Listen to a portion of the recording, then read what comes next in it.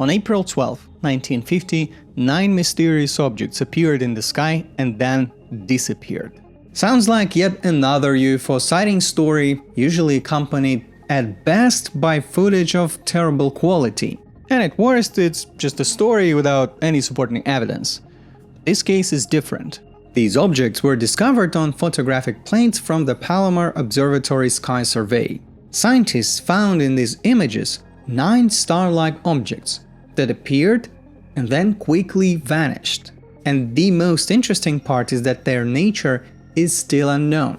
In fact, this isn't the only such example. Scientists have found other disappearing objects as well. But this story is unique. More than one scientific paper has been devoted to trying to solve the mystery of these objects, and there are some intriguing ideas, even the most extraordinary ones.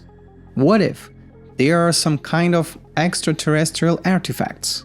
How were the 9 mysterious Palomar objects discovered, and what could they be? What are some other examples of disappearing objects and signals? Could this help us in the search for signs of extraterrestrial life? We'll talk about all this and much more today. I'm Andrei, and this is Cosmos Elementary. How can an entire cosmic object disappear? Well, when we're talking about a single object, not 9 in the same region of the sky, it's a bit simpler. Though even here, plenty of mysteries remain. Take individual stars, for example. The simplest and most obvious case is that a star can literally disappear. That is, die. In a place where we once saw a massive, very bright star, there may now be, say, a black hole. The thing is, the actual disappearance process usually comes with a supernova explosion, which is hard to miss. And if we were to see such a flash, it would become clear what happened. The event isn't instantaneous, it leaves plenty of traces. But it doesn't always happen that way. And there are examples of individual stars disappearing as if they were simply teleported somewhere else by some highly advanced civilization. For example, in this 2007 image, the star N6946bH1 is circled. 2 years later, it grew brighter, but then it disappeared. No supernova explosion occurred. There is no beautiful remnant in the form of a nebula, nothing at all. There was a star, and now there isn't. We don't know for sure what happened, but in this case there is a theory that a so-called failed supernova occurred. The idea is that massive stars within a certain mass range can end their lives quietly, without super powerful flashes as bright as an entire galaxy, simply collapsing directly into a black hole. Another well-known example of a vanished star is a star in the galaxy PHL 293b, also known as the Kinman Dwarf Galaxy. The story is trickier here because, unlike in the previous example, we never actually saw the star directly. So how do we even know it disappeared if we didn't even see it? First, why didn't we see it?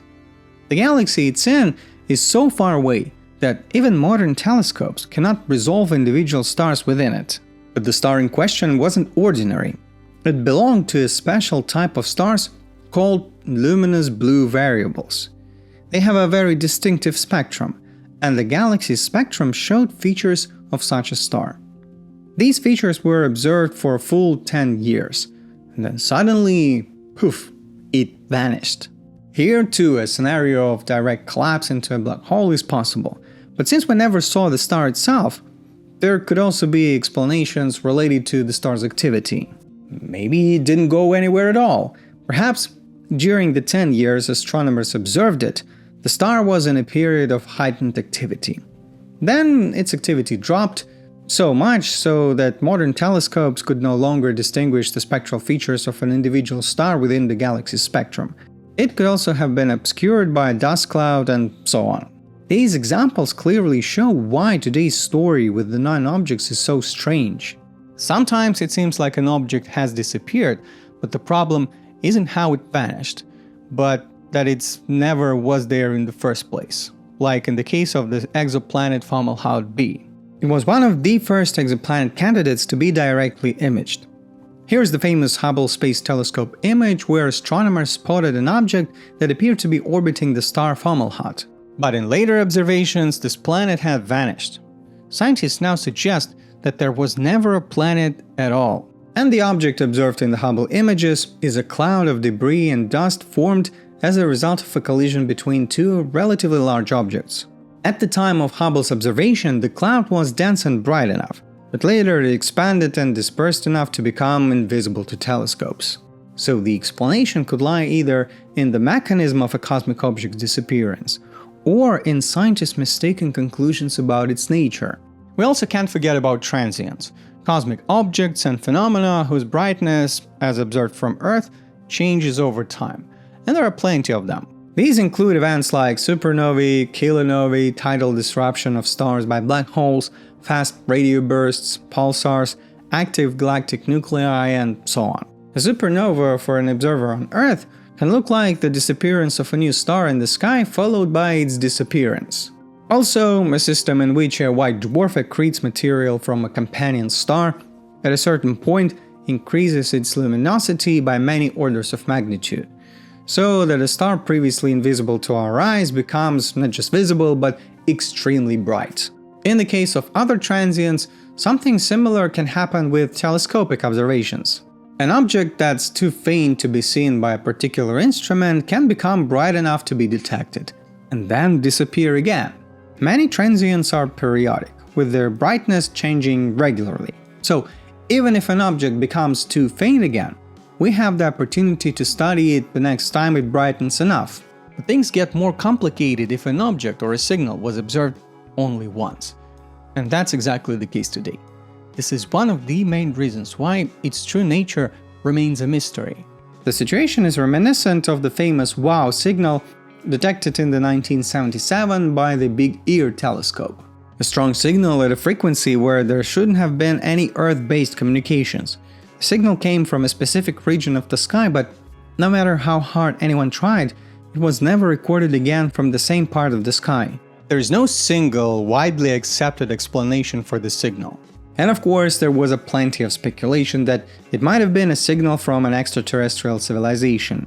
So yes, a single observation makes the task much more difficult.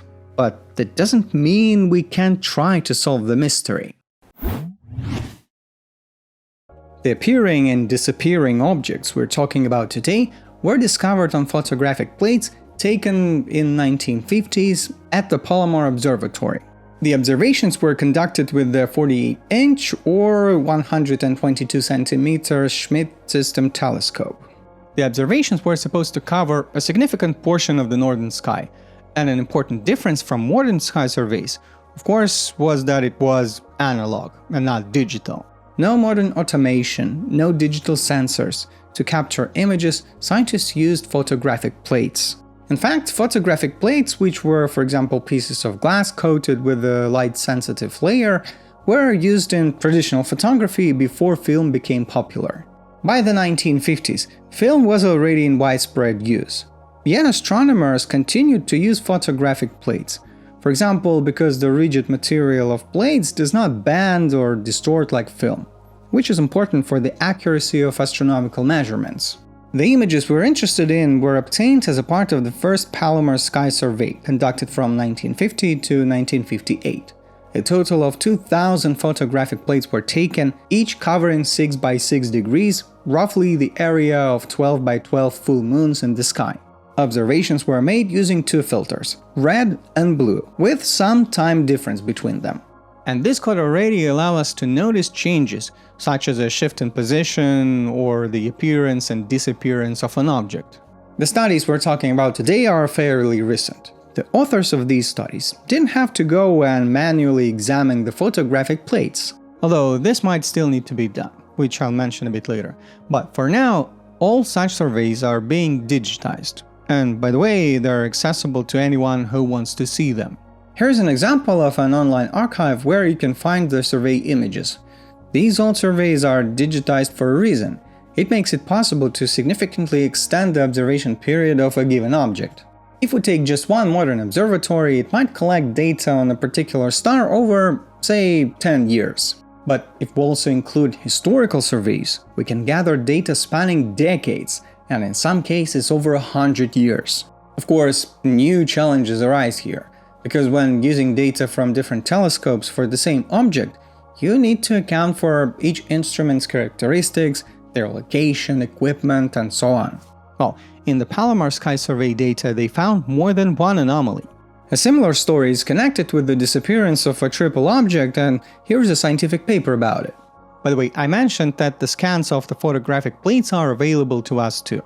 Let's try to pull the images we need from the database ourselves. For this we need the coordinates, and they are provided in the paper. We enter the coordinates, write ascension and declination, set the image format, we choose GIF, set the size to 3x3 arc minutes, and most importantly, select Pose 1 Red, the red plate from the first Palomar survey. Voila! We get an image of the sky region we need, and let's do the same thing but select the blue plate instead of the red one. Now let's simulate a blink comparator, a device that was formerly used to compare images of the same patch of the sky in order to find variable objects or objects that change position. Basically, we just switch between the images. And I think you could have noticed one thing. Here's this object, which looks like 3 stars of about 15th magnitude visible on the red filter plate, and they suddenly disappear in the second image, and they vanish without a trace. Of course, some other faint objects also disappear, but that can easily be explained by the second plate having a significantly shorter exposure. But this triple object is very bright. First of all, it's strange that the object is triple. If, say, a single point-like object disappears, one could think it's a solar system object, an asteroid or a comet that moves relatively quickly against the background stars, and by the time of the second observation, it simply moved out of the telescope's field of view. But the object isn't single. Next, how long do you think passed between the first and the second images? Almost not at all. The first image was taken with a 50-minute exposure, and the second blue plate was taken almost immediately after the first. And yet the objects disappeared. For such a short time interval, this is very strange. Later, deeper observations of the same region were conducted down to the 24th magnitude, and this triple object never appeared again. So even if it didn't completely disappear and just became too faint, it dimmed by at least 10,000 times. What could it have been? If these were indeed 3 separate objects, then, considering how quickly and how dramatically their brightness changed, and assuming that this change was caused by a single phenomenon, otherwise why would they do it in unison? They must be close to each other, no farther than 6 astronomical units. And since they're so close together and don't merge into a single object, they must be nearby, no farther than 2 light years away. In other words, they could have been objects from the Oort cloud, which we didn't see in the later observations because they had noticeably changed their position in the sky. Another idea is that it's not 3 objects, but 1. For example, a magnetar that suddenly brightened during a powerful flare, and it just so happened that along the line of sight from the magnetar to us, a black hole acted as a lens, multiplying the image of the background object. We've seen such microlensing events before, but of course the probability of such an event here is very low. Everything would have to line up perfectly. The moment of the flare, the black hole passing along the line of sight, the time of observation. But there are other ideas, and they would also apply to the story with the 9 objects. Some of you might remember how a few years ago similar images went viral on social media, showing 100 vanished stars, accompanied by the text suggesting that this could be a sign of extraterrestrial civilizations. In reality, the point was that scientists compared old star catalogs, including the survey we mentioned today, with the new ones. And they indeed found about 100 missing stars or objects. Most likely, there isn't a single explanation for all 100. In some cases, the cause could be something I've already mentioned today: a failed supernova, an asteroid, a variable star, or a star that dimmed below the telescope's detection threshold. But the story with the 9 objects is a special case. Here's a scan of a Palomar survey photographic plate with a red filter. The photo was taken on April 12, 1950. We're interested in the 9 objects marked with green circles within a 10 by 10 arc-minute field. And it would be fine, except that none of them were visible on the blue filter plate, which was taken just half an hour before the red one. Nor were they on the red plate of the same region taken 6 days later. On later, deeper images, the objects never appeared again. It looks as if 9 star-like objects appeared almost instantaneously, then suddenly vanished, and no one has seen them since. Here we have not 1, not 3, but a full 9 objects. The authors of this paper note that estimates suggest that natural fast transients like stellar flares, gamma-ray bursts, or fast radio bursts should occur on average once a day in a patch of the sky 1.63 degrees on a side, given the sensitivity of those observations. Here we have a region 10 by 10 arc-minutes, and 1 degree contains 60 arc-minutes. So the probability of 9 flashes occurring simultaneously within a 10 by 10 arc-minute square is extremely low. And the authors of the paper state that no known type of natural transient can explain these 9 objects. Another possible natural cause is asteroids. We've mentioned them today, but since we're dealing with 9 objects here, the scenario considered is an asteroid that broke into several fragments. Today, when talking about asteroids, I didn't take into account an important detail: how long a particular image was exposed, that is, its exposure time. And yes, asteroids change position in the sky relative to the background stars. But if such an asteroid appears on a long exposure image, it won't look like a point. It will stretch into a line, much like how you can draw a line with a flashlight in a long exposure photograph. If these asteroid fragments were far away in the Kuiper belt at a distance of 30 astronomical units, or nearly 4.5 billion kilometers from us, then with a 50-minute exposure, the points would stretch only slightly, into streaks about 4 arcseconds long. If they were in the asteroid belt, the streaks would already be 82 arcseconds long. And if they were near Earth, at a distance of 0.1 astronomical units, they would stretch as much as 20 arc-minutes, which is twice as wide as the entire field in this image.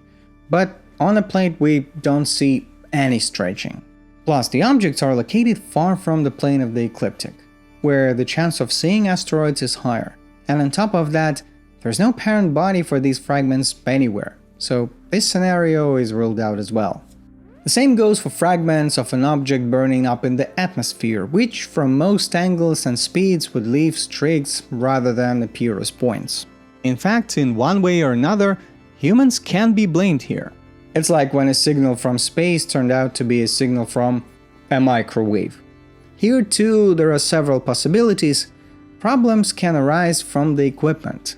Photographic plates aren't computer files. They are affected by the environment.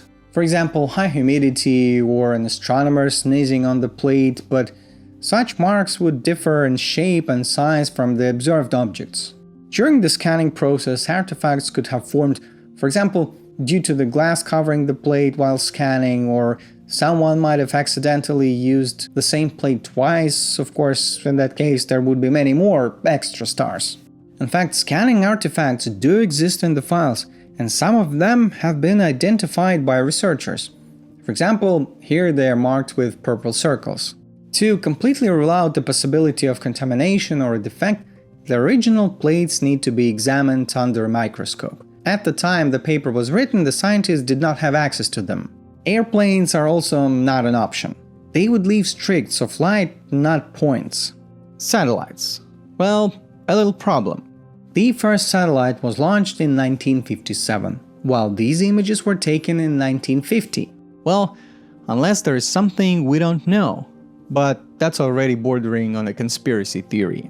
Moreover, satellites in low Earth orbit would also leave streaks. Could these effects be traces of some particles, for example muons or particles from radioactive decay?